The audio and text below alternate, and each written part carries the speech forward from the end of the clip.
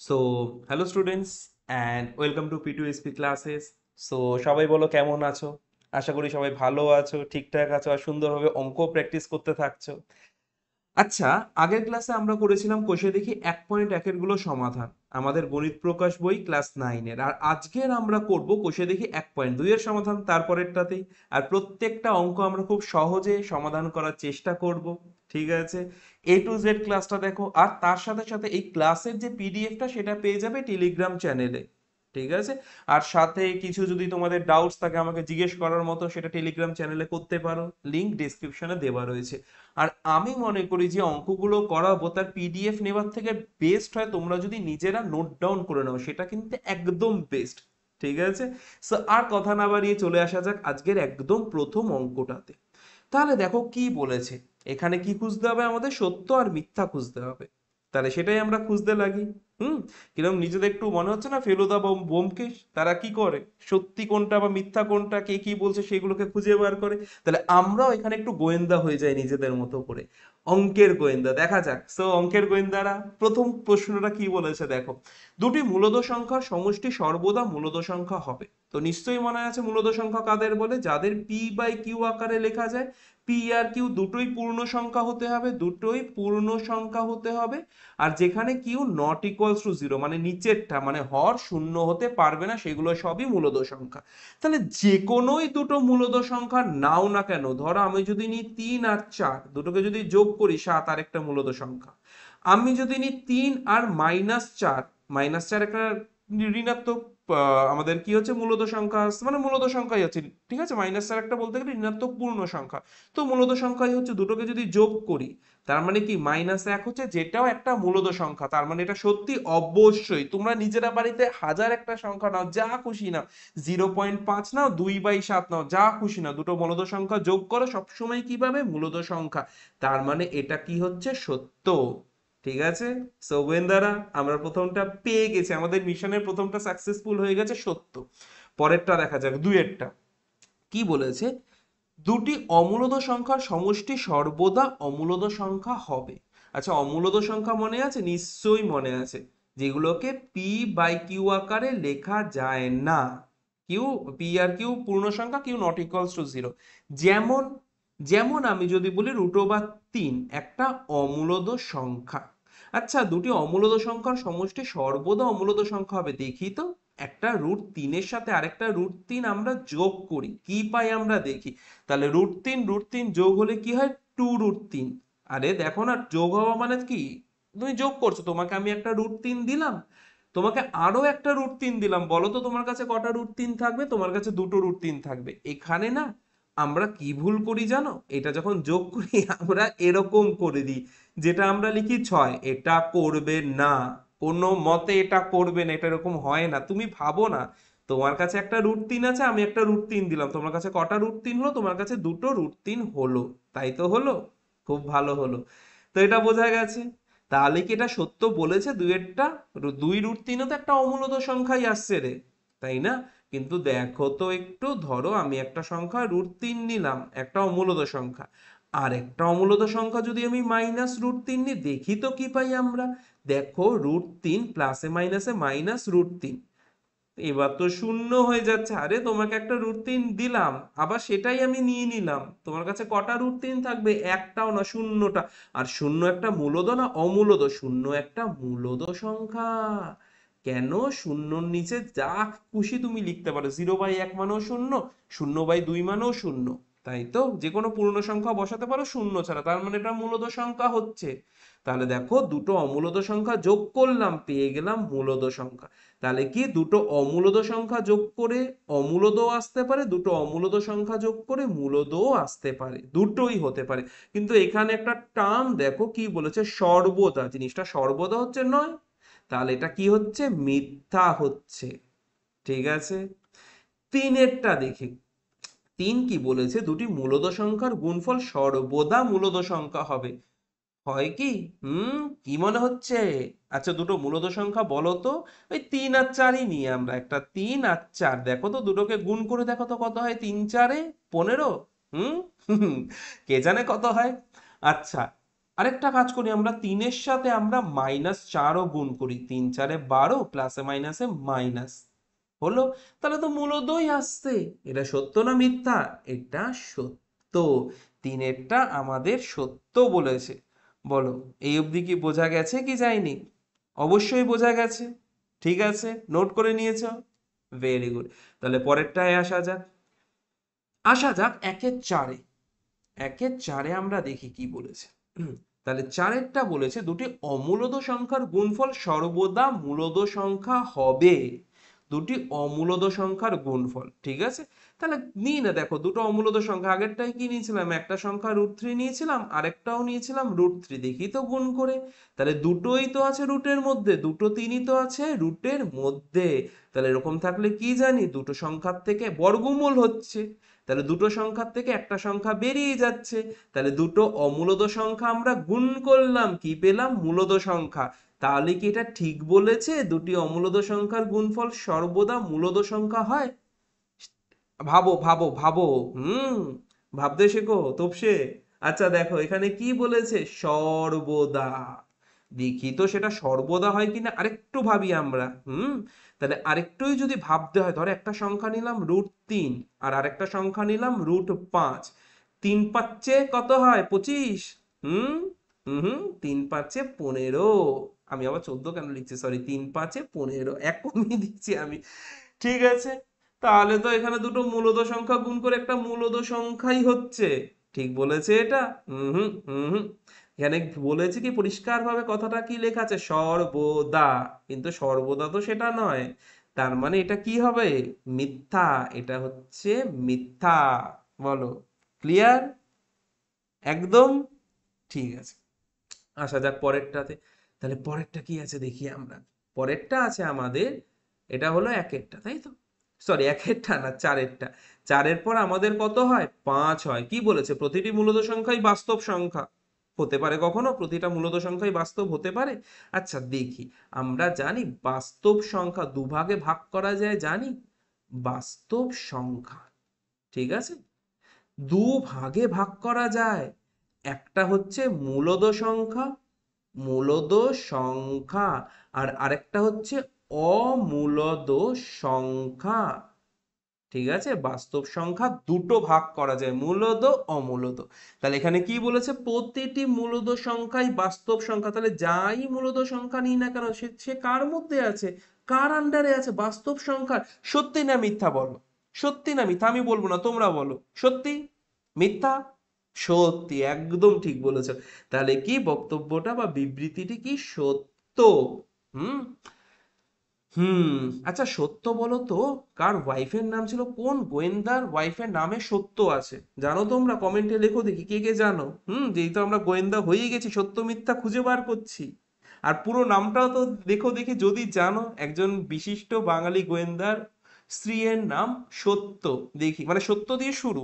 উনি মানে তার স্ত্রীকে ডাকতেন সত্য বলে, কিন্তু পুরো নামটা সত্য দিয়ে শুরু। ঠিক আছে, দেখি যে যে জানো কমেন্টে লেখো। আসা যাক 6-এরটাতে, দেখো মন দিয়ে এবার 6-এরটা আমরা করি। প্রতিটি বাস্তব সংখ্যাই অমূলদ সংখ্যা। আচ্ছা দেখো, বাস্তব সংখ্যাতে যদি আমরা আসি, বাস্তব সংখ্যা কি কি নিয়ে তৈরি বলো? একটা তো অমূলদ সংখ্যা নিয়ে তৈরি, আবার একটা মূলদ সংখ্যা নিয়েও তৈরি। তাহলে সব বাস্তব সংখ্যাকে আমরা শুধুই অমূলদ বলতে পারি না? তারা তো খুব ভুল বলা হয় না? কেন, বাস্তব সংখ্যা অমূলদও আছে, বাস্তব সংখ্যাতে মূলদও আছে। তাহলে কি বলেছে, প্রতিটি বাস্তব সংখ্যাই অমূলদ সংখ্যা? না, না মানে মিথ্যা। আসলে সত্যি বলে সত্যি কিছু নেই। বোঝা গেছে? ক্লিয়ার? Very good. তাহলে যখন এতটা বোঝাই গেল, পরের অঙ্কটা দেখি আমরা কি বলেছে। অমূলদ সংখ্যা বলতে কি বুঝি? আমরা আগের ক্লাসে শিখেছিলাম মূলদ সংখ্যা বলতে কি বুঝি, মানে কাকে বলে মূলদ সংখ্যা, তাই তো? আর এখানে আমরা অমূলদ সংখ্যা। আগের ক্লাসের সংজ্ঞাটা মনে আছে কি শিখেছিলাম আমরা, যে সকল সংখ্যাকে p/q আকারে লেখা যায়, যেখানে p ও q পূর্ণ সংখ্যা ও q নট ইকুয়ালস টু 0, তাদের মূলদ সংখ্যা বলে। আর এখানে ঠিক একই রকম সংজ্ঞা লিখবে, শুধু একটা না বসিয়ে দেবে, ব্যাস, শুধু একটা না বসিয়ে দেবে। মানে কি, যে সকল সংখ্যাকে p পি বাই কিউ আকারে, যে সকল সংখ্যাকে পি বাই কিউ আকারে, বলো কি লিখবে? লেখা যায়? হুম হুম হুম লেখা যায় না। যেখানে, বা এখানে এখানে এটাকে ব্র্যাকেটেও লিখে দিতে পারো, যেখানে, হ্যাঁ লেখা যায় না, যেখানে P O Q, P O Q কি সংখ্যা বলো? এগুলোকে হতে হবে পূর্ণ সংখ্যা, পূর্ণ সংখ্যা। ও নিচের যেটা Q not equals to zero, বোঝা গেছে? তাহলে তাদের কি বলছে? তাদের কি সংখ্যা বলছে? অমূলদ সংখ্যা বলে। বলো ক্লিয়ার? একদম লক কিয়া যায়? ওকে। এবার কি বলেছে, এর সাথে সাথে চারটি অমূলদ সংখ্যা লিখি। ঠিক আছে? আরে দেখো না, যেগুলোকে রুটের বাইরে বার করতে পারো না সেইগুলোকেই লিখে দাও। ধরো √3 যদি লিখে, এটাকে রুটের বাইরে বার করা যায়? হুম যায় না, তাহলে √3 একটা অমূলদ। আচ্ছা, √4 এটা কি মূলদ না অমূলদ? হ্যাঁ এটা মূলদ। কেন? √4 কে লেখা যায় 2 গুণ 2, দুটো 2 এর থেকে একটা 2 বেরিয়ে যায়, তার মানে √4 আমরা লিখবো না। √5 লিখবো? হ্যাঁ লিখবো। আচ্ছা, আমরা পাই লিখতে পারি? পারি। আমরা √6ও লিখতে পারি। তাহলে চারটে অমূলদ সংখ্যা পেয়ে গেলাম। ঠিক আছে? আচ্ছা, এখানেরই কিছু ইম্পর্টেন্ট কোশ্চেনে আমি আসি, সাথে কিছু ইম্পর্টেন্ট কনসেপ্টও বোঝানোর চেষ্টা করছি। মন দিয়ে শোনো ভিডিওটাকে, মন দিয়ে দেখো। পাই, আমরা পাই মানে জানি না, আমরা বৃত্তের চ্যাপ্টারে গিয়ে শিখবো। পাই একটা, আপাতত ধরে নিই একটা কনস্ট্যান্ট ভ্যালু, মানে একটা ধ্রুবক মান। পাই একটা ধ্রুবক মান। ঠিক আছে? আচ্ছা, পাইকে জানো লেখাও যায় 22/7। যারা জানো তো জানো, খুবই ভালো। পাইকে কিভাবে লেখা যায়? 22/7। আচ্ছা, পাই তো আমি দেখিয়ে দিলাম একটা অমূলদ সংখ্যা 22/7। এটা কি মূলদ হবে না অমূলদ হবে? ভাবো তো, ভাবো। 22/7, দেখো আমরা মূলত কি জানি? যে সকল সংখ্যাকে পি বাই কিউ আকারে লেখা যায়, 22/7কে পি বাই কিউ আকারে লেখা যাচ্ছে, তাহলে 22/7 মূলদ হবে। আচ্ছা দেখো, 22/7 এর মানটা আমরা দেখি কত হয়। দেখি তো 22/7 কত হয়। 22/7 কত আসে দেখি। ঠিক আছে? দেখো, যেটা হচ্ছে 3.142857 লিখি। এটাকে আমি লিখি। কি ছিল বলো? 3.1428, 3.142857, 57, 3.142857। এবার দেখো বাকিটা এই একই জিনিসই বারে বারে ফিরে ফিরে আসছে।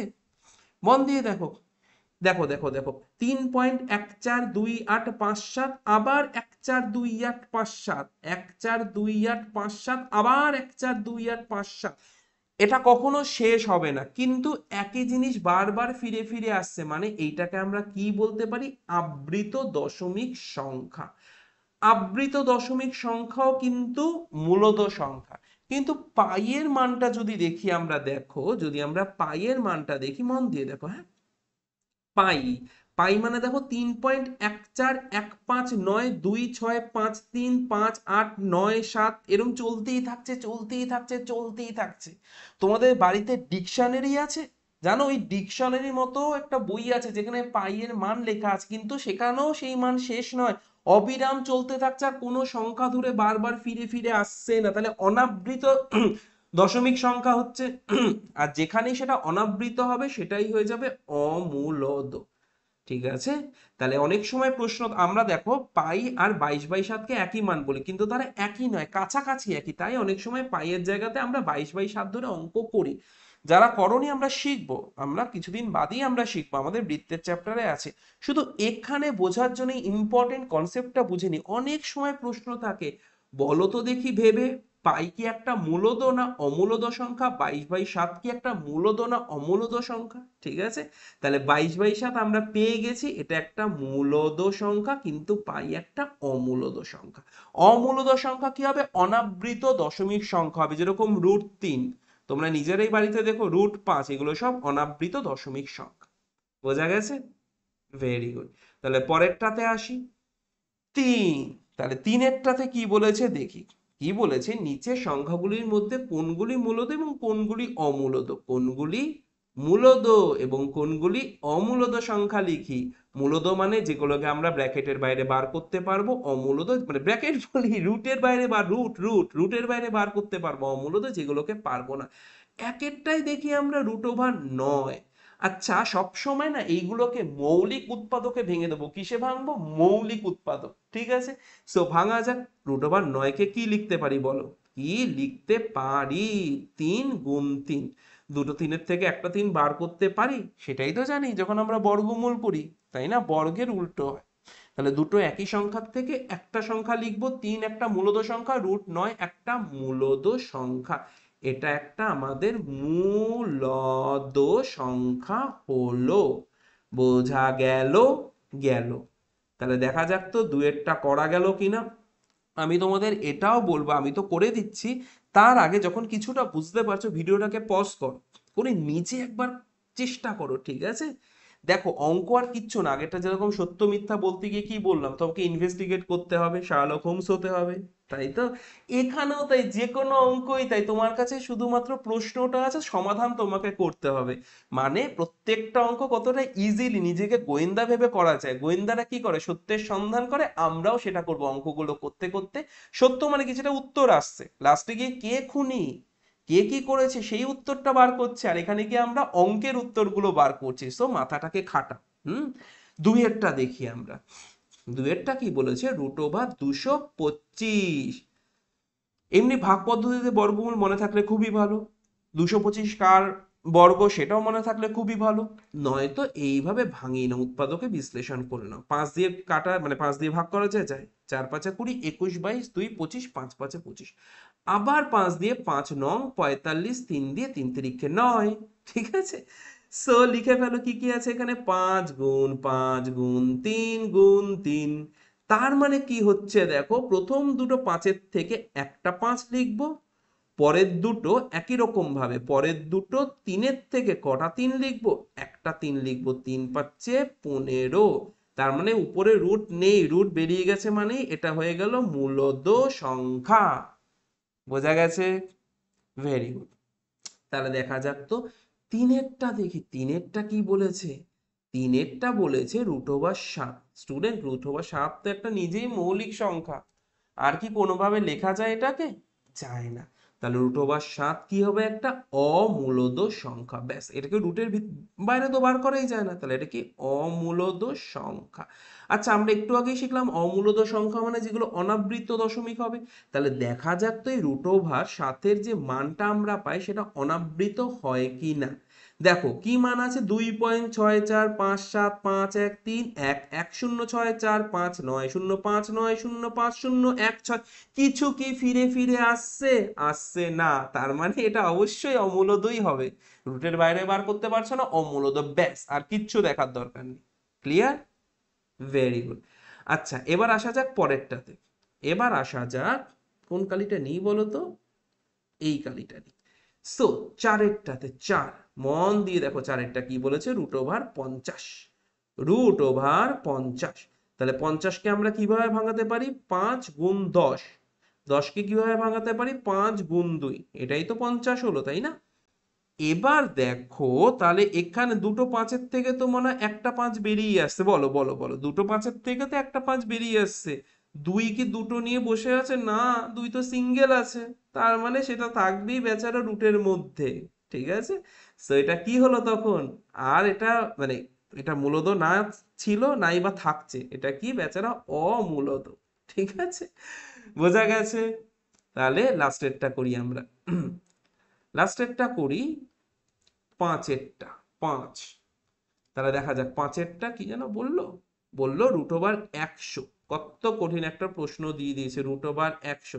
মৌলিক সংখ্যা তো ভাঙতে পারো, রুট বা ই দেখো না হয়ে যাচ্ছে। 100 মানে কি? 10 10কে 100, দুটো 10-এর থেকে একটা 10 বাইরে লিখে দাও, তার মানে 10 কি হলো? মূলদ। ব্যাস, গল্প শেষ। ক্লিয়ার? বোঝা গেছে? Very good, very good. 3 হলো। তাহলে না, 3 এখনো হলো না, 3-এর আরো আছে। 3-এর আরো আছে। তাহলে 3-এর দেখা যাক। আরো পিউরিফায়ার, আচ্ছা 3-এর আরো অঙ্ক আছে, নট আরো আছে। আচ্ছা, 3-এর 6। 6 কি বলেছে দেখি আমরা। কি বাজে বাজে একটা জোকস বললাম, আরো পিউরি, ছি ছি। তো দেখা যাক এটা কি আছে। -√81, -√81। মৌলিক উৎপাদকে লিখতেই পারো, কিন্তু আমরা তো জানি 9 নং কত হয়? 82। হুম, 81 9 নং 81, দুটো নয় থেকে একটা নয় লিখে দাও। তাহলে বলো মূলদ না অমূলদ? আমি শুধু মু লিখছি, হ্যাঁ, আবার কেউ মূল ভেবো না, মূলদ, ঠিক আছে, অমূলদ। তোমরা কিন্তু আর পরীক্ষায় কেউ এরকম মু লিখে এসো না, কেউ এরকম লিখে এসো না, এইসব কিন্তু করো না, ঠিক আছে। একটা ঘটনা বলি। আমার একটা স্টুডেন্ট, সে ওই যে ছিল না আমাদের ওই গণিতের ভাষায় সমস্যাটি হলো, এরকম কিছু অঙ্ক ছিল না, তো সেগুলো করিয়েছিলাম। পরীক্ষা হলে লিখেও এসেছিল, কিন্তু টিচার কেটে দিয়েছে। এবার ও এসে বলছে আমাকে, দাদা যেগুলো করিয়ে দিয়েছে শিক্ষক ওইগুলোই কেটে দিয়েছে, স্কুলের টিচার। আমি বলছি এরকম হতেই পারে না। তারপর কি দেখলাম জানো, যে গণিতের ভাষায় সমস্যাটি হলো, আমি এইভাবে লিখতাম গ ভা স হ। কেন প্রত্যেকবার এই লাইন লিখতে লিখতে অনেকটা সময় যায়, তো আমি লিখে দিতাম গ ভা স হ, আর বারবার বলতাম এটা যেন গণিতের ভাষায় সমস্যাটি হলোই লিখে আসা হয়। কিন্তু এই মেয়েটা স্কুলে গিয়ে গ ভা স ই লিখে দিয়েছে, টিচারও ক্রস দিয়ে দিয়েছে। তো এরকম করো না, হ্যাঁ। আচ্ছা, আসা যাক ছয়ের পর কি, সাতেরটাতে। আচ্ছা দেখি এবার সাতেরটা। হুম, সো সাতেরটা কি বলছে, √42। আচ্ছা, 42কে আমরা কিভাবে ভাঙতে পারি? পারি ভাঙতে, হ্যাঁ, 2 দিয়ে তো ভাঙতে পারি। দেখি তো আমরা 42কে কিভাবে ভাঙতে পারি। 2 দিয়ে, 2 দুগুণে 4, 2 অক্ষে 2, 3 দিয়ে, 3 সাতে 21, তাহলে 42কে 2 গুণ 3 গুণ 7 দিয়ে ভাঙতে পারি। কিন্তু কোনোই কি লাভ হচ্ছে এইভাবে ভেঙে? কোনো লাভ হচ্ছে? হচ্ছেই না। কেন হচ্ছে না? কারণ সবাই এখানে একা একা বসে আছে, তাই না? এই দুইয়ের সাথে আরেকটা দুই নেই, তো কিছুই বার করতে পারবে না। তার মানে √42 একটা অমূলদ। আবার পরীক্ষায় লিখো না, ঠিক আছে। আচ্ছা, তারপর আসা যাক আটেরটাতে। আট, আট, আট, আট কি বলছে, √29। 29 তো নিজেই মৌলিক সংখ্যা, রুটের ভিতর, এর তো কোনো উৎপাদকই পাবো না এক ছাড়া, তার মানে এটাও হয়ে যাবে ঠিক আছে। এই হলো। আরে আচ্ছা, আচ্ছা, শুনে মনে পড়লো, আমার আরেকটা স্টুডেন্ট ছিল যার নাম ছিল জানো? বলতে পারো কেন স্যার, এটা কিরকম নাম? তার আসল নাম ঠিকঠাকই ছিল, কিন্তু আমি যখন কিছু বুঝাতাম ও একটাই মুখ থেকে শব্দ বার করতো, অ। তাই ওকে ডাকা হতো বলে। আচ্ছা, আসা যাক, #10টাতে, হ্যাঁ, সরি নয়েরটাতে, কি বলছি আমি, নয়েরটাতে।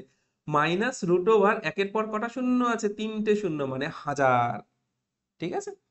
আচ্ছা, -√1000কে আমি এরকম লিখতে পারি, 10 গুণ 10 গুণ 10 লিখতেই পারি, ঠিক আছে।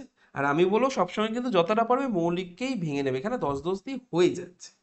তাহলে দেখো, দুটো 10-এর থেকে তো একটা 10 বেরিয়ে গেল, কিন্তু ওই বেচারা 10, ওকে যদি মৌলিক সংখ্যাতে ভাঙিও, এই 10 মানে কি, 5 আর 2, কোনো সংখ্যা কি দুবার আসছে? আসছেই না। তো ওই 10 বেচারা 10ই থেকে যাবে, বেরোতেই পারবে না, রুটের মধ্যেই থেকে যাবে। থাকছেই মানে এটা কি হয়ে যাবে, ঠিক আছে। বোঝা গেছে? একদম ঠিক আছে। সো বোঝা যখন গেছে, এরপরেরটা আমরা আসি, ঠিক আছে। নেক্সট, সংখ্যা রেখায় √5 স্থাপন করি। তো এই অঙ্কগুলোতে আমি সাজেস্ট করব তোমরা কম্পাস নিয়ে রেডি হও। যদি রেডি না থাকো, অবশ্যই কম্পাসটা সাথে এনো, তার একটু বাদে এনো। আগে দেখে নাও, আগে একটু আমরা বুঝে নিই, ঠিক আছে। আচ্ছা স্টুডেন্ট, আমরা কখনো পিথাগোরাসের উপপাদ্য পড়েছি? হুম, পড়েছি কি পিথাগোরাসের উপপাদ্য? যদি নাও পড়ে থাকে কোনো ব্যাপার না, দেখো পিথাগোরাস কি বলছেন, মানে এই সূত্রটা হায় রে, সোজা দাগি কেন হচ্ছে না, হয়েছে। দেখো দেখো দেখো, ধরো এই ত্রিভুজটা এ বি আর সি যদি আমি নাম দিই, হুম, এটাকে বলে সমকোণ। এটা একটা সমকোণী ত্রিভুজ, পিথাগোরাসের উপপাদ্য সমকোণী ত্রিভুজের উপরেই আসে। তাহলে দেখো, এই সমকোণের উল্টো দিকের যে বাহুটা, এটাকে বলে অতিভুজ। পিথাগোরাস সাহেব এটাই বলছেন যে এই অতিভুজের স্কোয়ার সমান সমান লম্ব স্কোয়ার প্লাস ভূমি স্কোয়ার, এটাই পিথাগোরাস বাবু বলছে, ঠিক আছে। তাহলে ভাবো এসির ভ্যালু আমরা কি পাবো, এখানে কি আছে, বর্গ আছে, তাহলে ইকুয়ালস টু ওদিকে কি হয়ে যাবে, বর্গমূল হয়ে যাবে কার, AB² প্লাস BC²। এই অবধি একদম বোঝা গেছে তো? ঠিক তো? Very good. এবার এবার এবার ধরো আমি বলছি বিসির মানটা ধরো 2, নিতেই তো পারো 2 সেন্টিমিটার, পারো না? পারো, নিতেই পারো, এটা 2 সেন্টি, ধরো তুমি একটা স্কেল দিয়ে নিয়েছো 2 সেন্টিমিটার। আচ্ছা, এদিকে ধরো এবির ভ্যালুও 2। আচ্ছা, আমি না একটা জিনিস বলিনি এখনো অব্দি, সেটা বলবো না? এটা করিয়ে নিয়ে বলি, এটা করিয়ে নিয়ে বলি, এটাকে করিয়ে নিয়ে আগে, হ্যাঁ? আচ্ছা দেখো, তাহলে বিসির ভ্যালু কত নিয়েছি? আচ্ছা, এবির ভ্যালু কত নিয়েছি? 2। এবির ভ্যালু কত নিলাম? আমি 2 নিলাম। তাহলে এখানে 2 বসালাম, তাহলে কি 2 স্কোয়ার। বিসির ভ্যালু কত নিয়েছি? সেটাও 2 নিয়েছি, সেটাও 2 স্কোয়ার। তাহলে দেখো তো 2 স্কোয়ার মানে কত হচ্ছে বলো? 4। আবার আরেকটা 2 স্কোয়ার মানে কত হচ্ছে? 2 দুগুণী 4। তার মানে এটা কি √8 হচ্ছে। বলো, জিনিসটা বুঝাতে পারছি? তাহলে এই যে অতিভুজটা হবে, এটা হবে √8। এই অবধি বোঝা গেছে?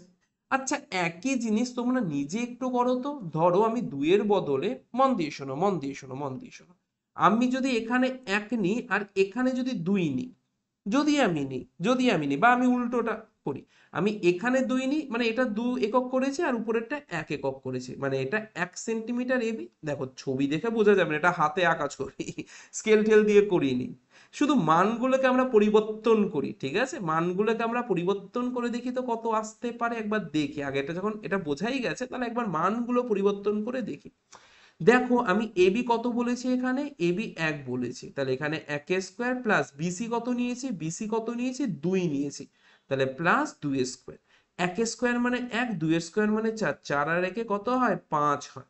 4 1 কত হয়? 5 হয়। তাহলে আমাদের √5 করতে বলেছে, আমরা এইভাবে √5 সংখ্যা রেখায় নিতে পারি। ঠিক আছে? একটা জিনিস শোনো, মূলত সংখ্যাগুলোকে সংখ্যা রেখায় নেওয়া যায়, অমূলত সংখ্যাকে সংখ্যা রেখায় নেওয়া যায় না। কেন? কারণ এর তো মানটাই বার করতে পারছো না শেষ অবধি গিয়ে, তাহলে কি করে সংখ্যা রেখায় নেবে?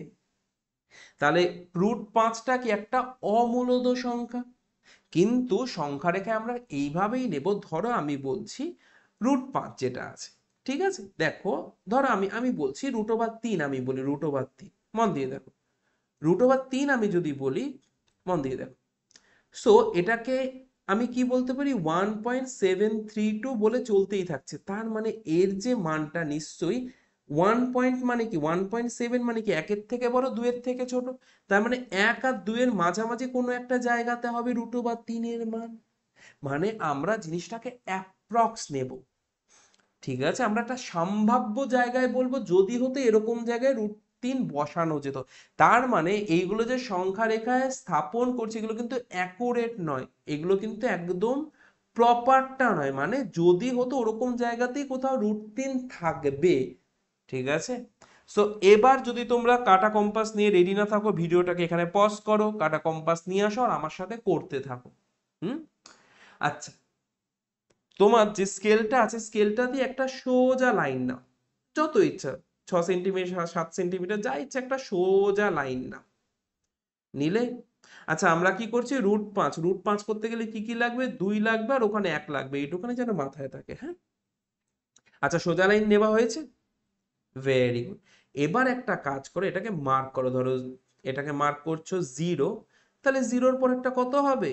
0-র পরেরটা 1 হবে, 1-এর পরেরটা 2 হবে, 2 এর পরেরটা 3 হবে, এরকম মার্ক করো। আর 0-র এদিকে কি? নেগেটিভ, -1। তো এরকম দুদিকে এটা চলছে। বলো, এই অবধি বোঝাতে পেরেছি?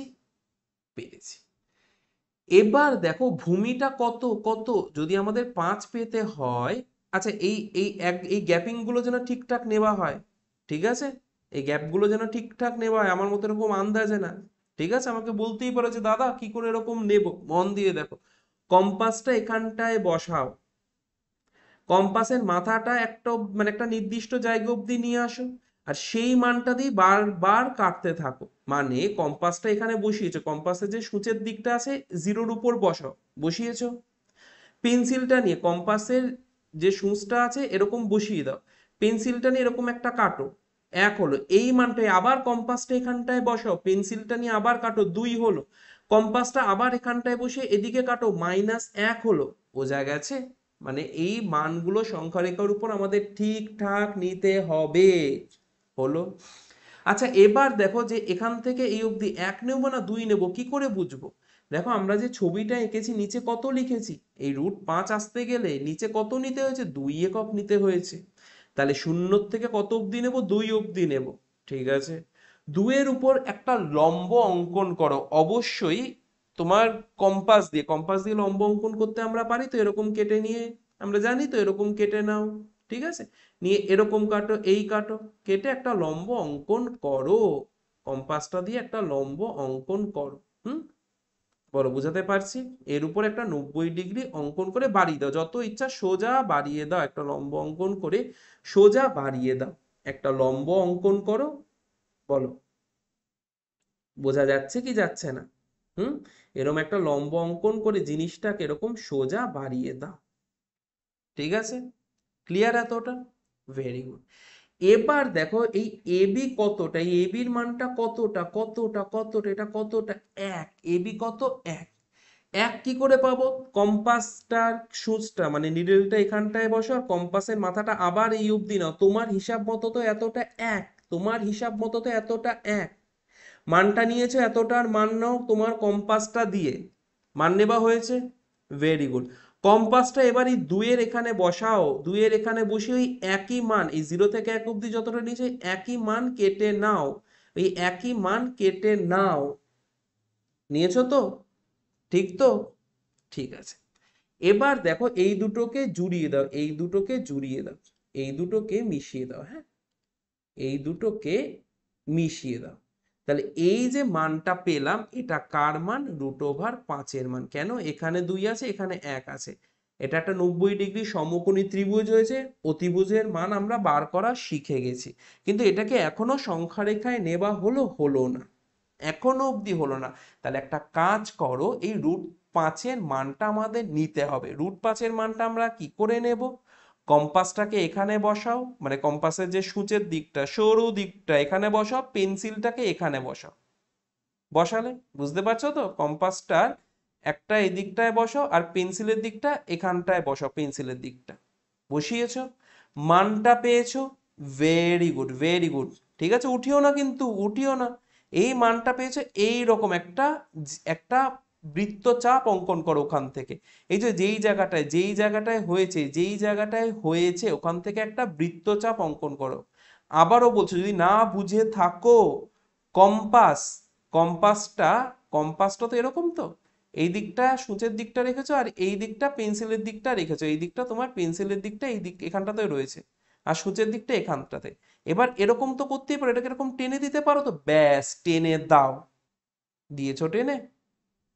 দিলে তো?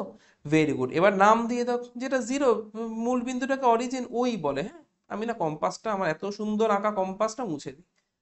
ঠিক আছে, এবার নাম দিয়ে দাও কিছু, ধরো এটাকে নাম দিলাম এ, আর কি এটাকে ধরো, আমি ধরো বি দিয়ে দিলাম। ঠিক আছে, তাহলে আমি কি লিখতে পারি এখানে বলো? এখানে √5 কত? ও বি সমান সমান √5। ব্যাস, এতটাই সোজা। সোজা তো? বোঝা গেছে? Very good. তাহলে পরেরটায় আসি, পরেরটাতে কি আছে? সংখ্যা রেখায় √3 স্থাপন করি। কতটা ইজি, আগে আমরা একটু ভেবে নেব। √3 বলেছে, তাই তো? আচ্ছা, দেখো কত বলেছে বলো, এখানে 3 বলেছে।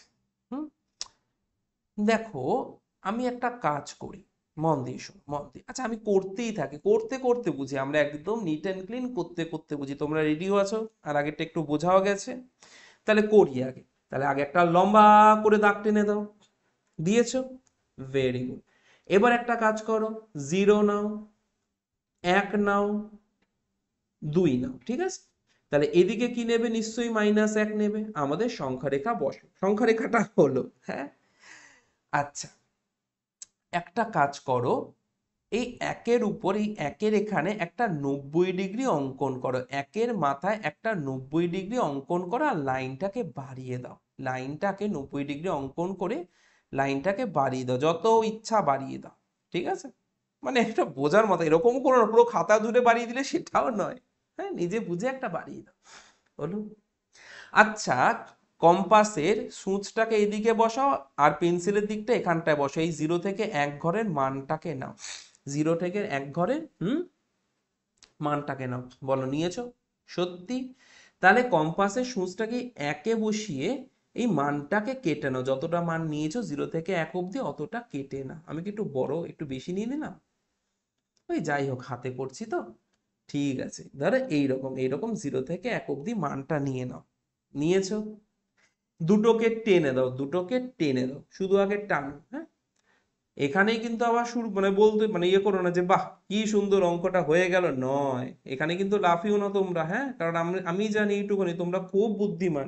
আর তোমরা এটা বুঝতেও পারছো এটা কি √3 নয়, ঠিক আছে। তাহলে এটা কত, যদি √3 না হয় এটা কত ভাবো তো। দেখো, এটা 90 ডিগ্রি, এটা 90 ডিগ্রি।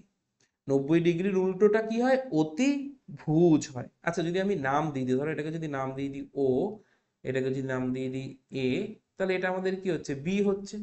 আগেরটা কি কি নাম দিয়েছিলাম বলো তো। আচ্ছা, ওটা তো হ্যাঁ, ধরো এই হলো, জাস্ট দেখাচ্ছি দেখাচ্ছি, দেখো দেখো দেখো।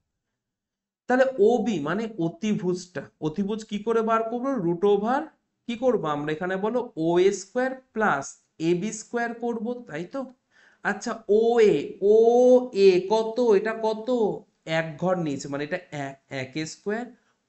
এ বি কত, 1 ঘর নিয়েছে মানে 1 স্কোয়ার।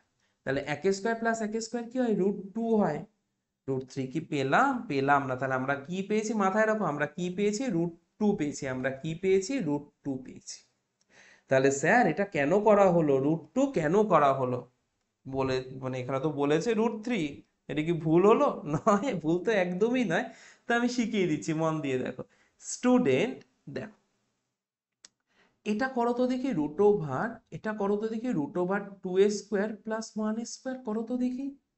তুমি বলে স্যার এটার থেকে তো ইজি কিছু হয় না, কেন, √2a² মানে 2 আর 1 স্কোয়ার মানে 1, 2 আর 1 যোগ হলে কত হয়, 3 হয়। পাওয়া যাচ্ছে, তাহলে √3 হতে গেলে একটা বাহুর মান √2 হতেই হবে, আর সেই √2ই আমরা পেয়ে গেছি, ঠিক আছে। তাহলে পেয়ে যখন গেছি, এই জায়গাটা একটু ইম্পর্টেন্ট আছে, মন দিয়ে শোনো, মন দিয়ে শোনো। এখানে আমাদের এবার 90 ডিগ্রি করতে হবে এই জায়গাটাতে, মানে যদি তুমি চাঁদা দিয়ে করো, আমি সাজেস্ট করবো না চাঁদা দিয়ে করার জন্য। হুম, দেখো চাঁদাটাকে এখানে বসাতেই তো পারবে, দেখো চাঁদাটা এখানে বসাতেই তো পারবে, যে এইরকম চাঁদাটা বসবে না, বলো বসবে তো চাঁদাটা, তাই না। দেখো এই যে চাঁদার যে মাঝখানের বিন্দু এরকম থাকে না, মানে চাঁদাটাকে তুমি এইভাবে বসালে, চাঁদাটাকে এইভাবে বসালে, আর এরকম জায়গায় কি 90 ডিগ্রি থাকবে, তার মানে টেনে দিলে কি এটা 90 ডিগ্রি হলো, বলো বোঝা যাচ্ছে। কিন্তু আমি তো বলবো না চাঁদা দিয়ে করো, আমি কি দিয়ে করো বলবো, কম্পাস দিয়ে। কম্পাস দিয়ে কি করে হবে স্যার, একই তো জিনিস, যেরকম করো কম্পাসটা এখানে বসাও, এই কেটে দাও, আবার এখানটাতে বসাও, কম্পাসের যে মাথাটা এখানটাতে বসাও, বসিয়ে এই কাটো, তারপর এই রকম একটা বাড়িয়ে দাও, তারপর এই কেটে দাও, ব্যাস টেনে দাও, 90 ডিগ্রি হয়ে গেল।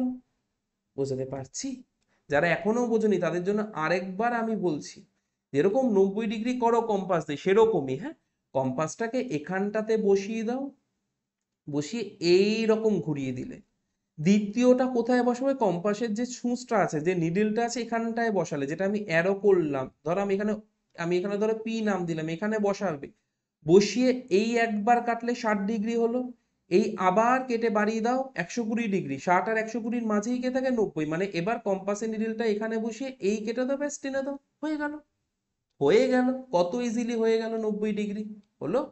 তাহলে এই হলো আমাদের 90 ডিগ্রি, বোঝাতে পারছি, এটা আমাদের 90 ডিগ্রি হয়েছে। হয়েই যখন গেছে, আবার আবার আরেকটা কাজ করো, এই 0 থেকে 1 অবধি দৈর্ঘ্যটা নাও, এই 0 থেকে 1 অবধি দৈর্ঘ্যটা নাও, নিয়েছো, ভেরি গুড। সেটা এইখানটায় বসাও, কম্পাসের যে নিডলটা আছে সূচের দিকটা আছে এইখানটায় বসাও, বসিয়ে বসিয়ে এই কেটে দাও, কাটা হয়ে গেলে আবার এই 0-র সাথে মানে যেটা আমাদের 0 ছিল এটা টেনে দাও, আর এই যে মানটা আমরা এখন পেলাম, এটা কত পেয়েছি, √3। কেন √3, আমি আবার ধীরে সুস্থে বুঝিয়ে দিচ্ছি, আমি আবার ধীরে সুস্থে বুঝিয়ে দিচ্ছি, মন দিয়ে শোনো, হ্যাঁ। দেখো প্রথম যে দাগটা এটা আর এটা মিলে কি এই দাগটা পেলাম না, অতিভুজটা কত পেয়েছিলাম মনে পড়ছে, একটু আগেই বললাম √2 পেয়েছিলাম। আর এটা কত 1। দেখো এই যে সমকোণী ত্রিভুজটা, এটা সমকোণ না, এটা সমকোণ না, এটা সমকোণ তো, এটা সমকোণ তো, তাহলে এইটা অতিভুজ হবে, তাই না? আমি যদি বলি অতিভুজ আমি বার করতে চাই, দেখো দেখো দেখো, এটা যদি নাম দিয়ে দিই, ধরো এটা নাম দিলাম ও, এটা এ, এটা বি, ঠিক আছে?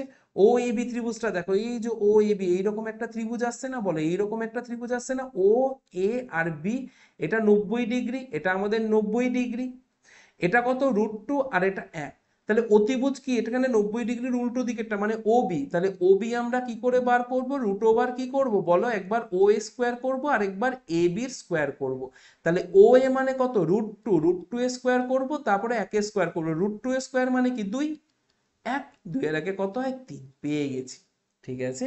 কিন্তু এটাকে এখনো সংখ্যা রেখায় বসিয়েছি আমরা, এখনো কি সংখ্যা রেখায় সরি বসিয়েছি, বসাই, সরি 1 সেকেন্ড জল খেয়ে নি।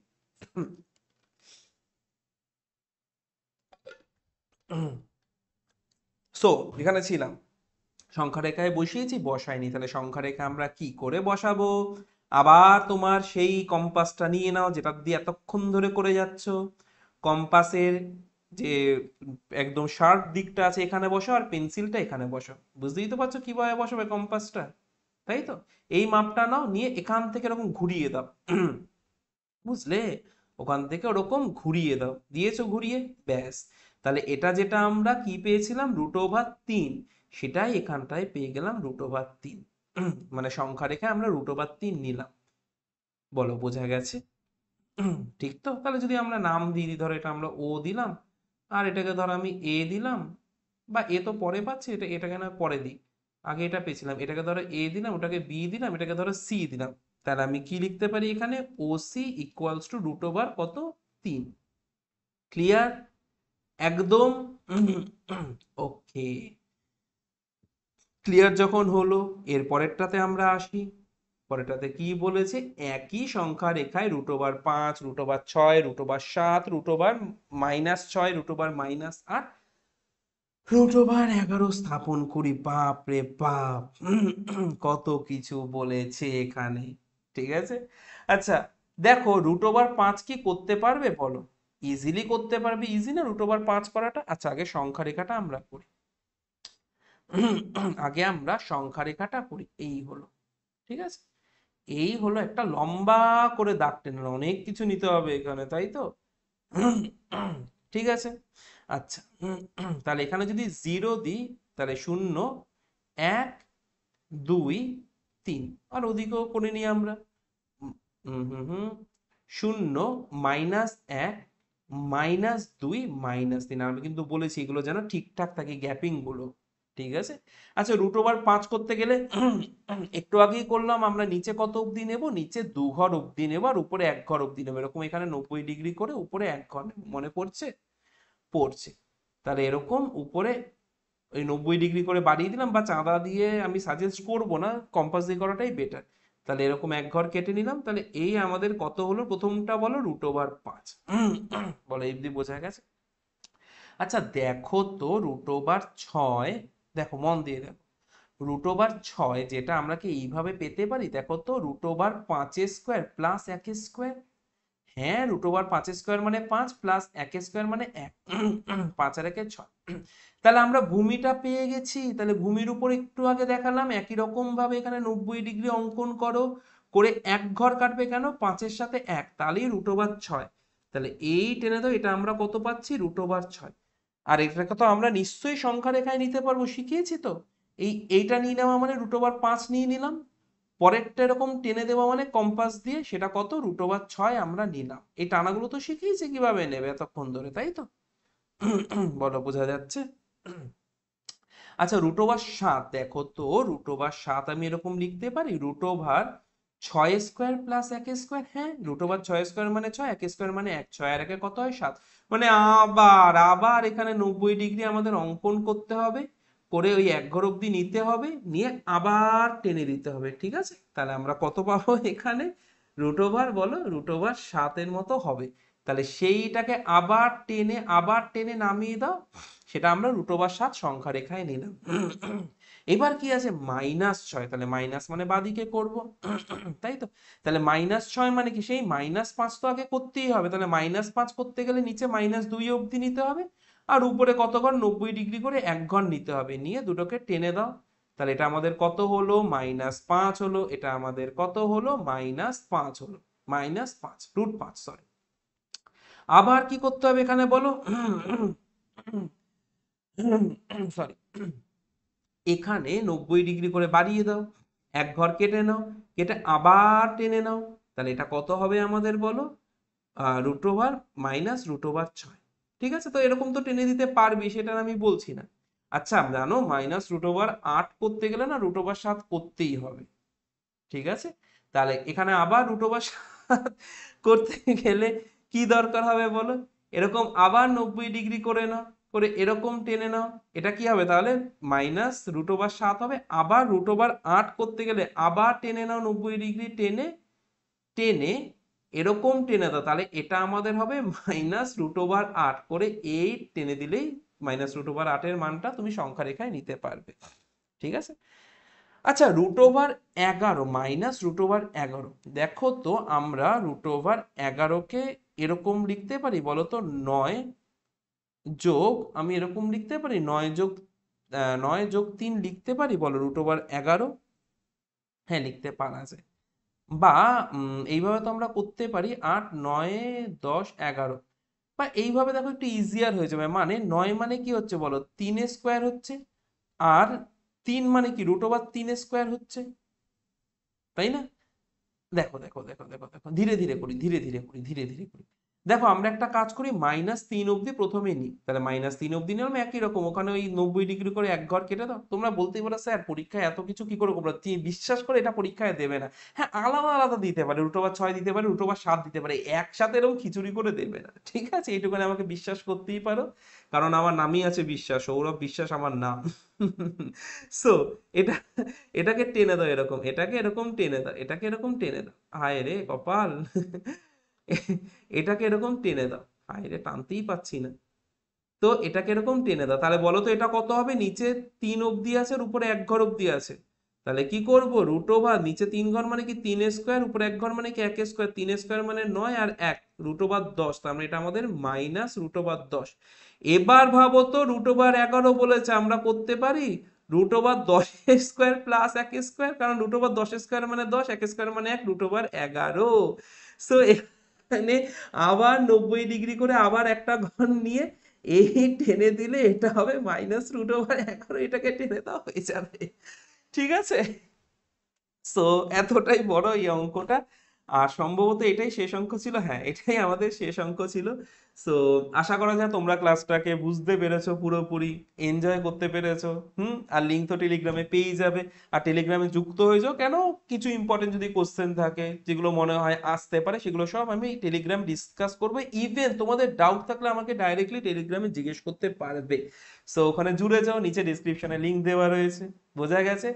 আজকের মতো তাহলে এইটুকুনি থাকলো সবাইকে। So tata and by.